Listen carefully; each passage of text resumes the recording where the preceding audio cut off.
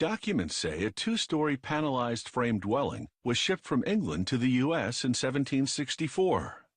But perhaps the first real predecessors of modular homes were sold from catalogs in the early 1900s.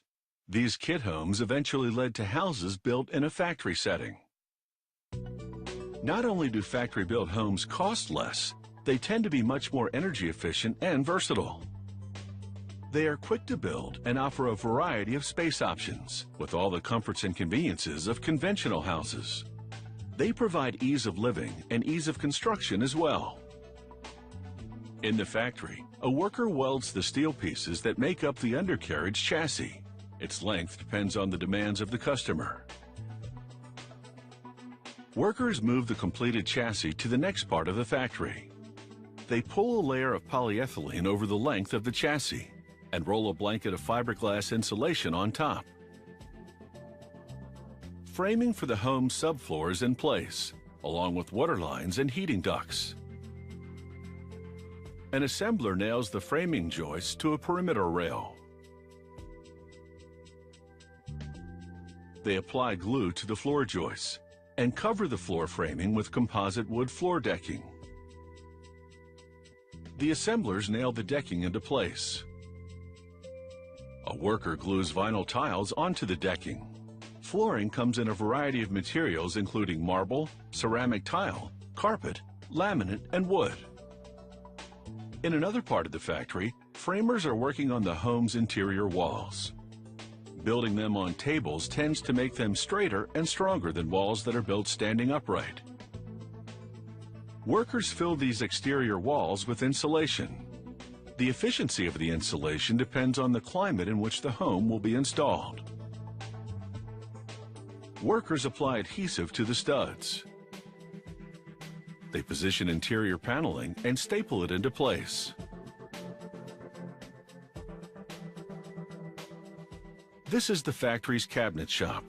These specialized cabinet makers use a wide variety of materials and styles to create bathroom and kitchen cabinets, such as this double sink galley cabinet.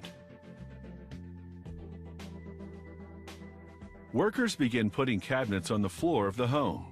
In factory-built homes, cabinets are installed before exterior and partition walls have been put in place, making the job a lot easier and more precise.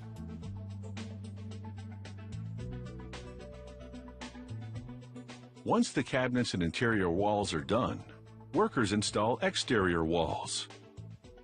They add this wall with the help of a crane. The wall fits precisely into place. Both the wall and interior frame are pre-caulked, and when they meet, they form an airtight seal. Workers move this section to the next station in the factory.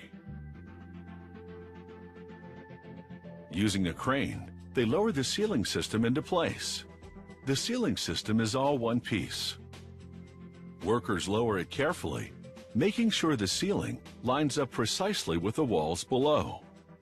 All the walls are pre-caulked, and once they set the ceiling down, it's completely sealed, adding to the home's energy efficiency. Workers blow cellulose insulation into the attic cavity to form a thermal barrier. Before adding the exterior roof covering, specialized roofers put wood decking over the trusses and staple it into place. PVC piping is used to drain the home's wastewater and sewer lines. Assemblers now install lap siding over a moisture barrier. Sidings can be composite, vinyl, cement, or wood with different finishes. This cement board is impervious to bugs and won't rot. A drywall finisher is inside, taping and texturing the gypsum wallboard and applying plaster to walls and ceilings.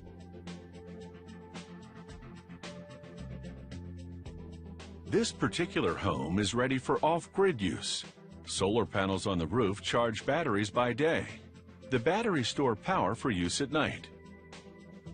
This single-module cottage, like most factory-built homes, can be transported and delivered anywhere in the world.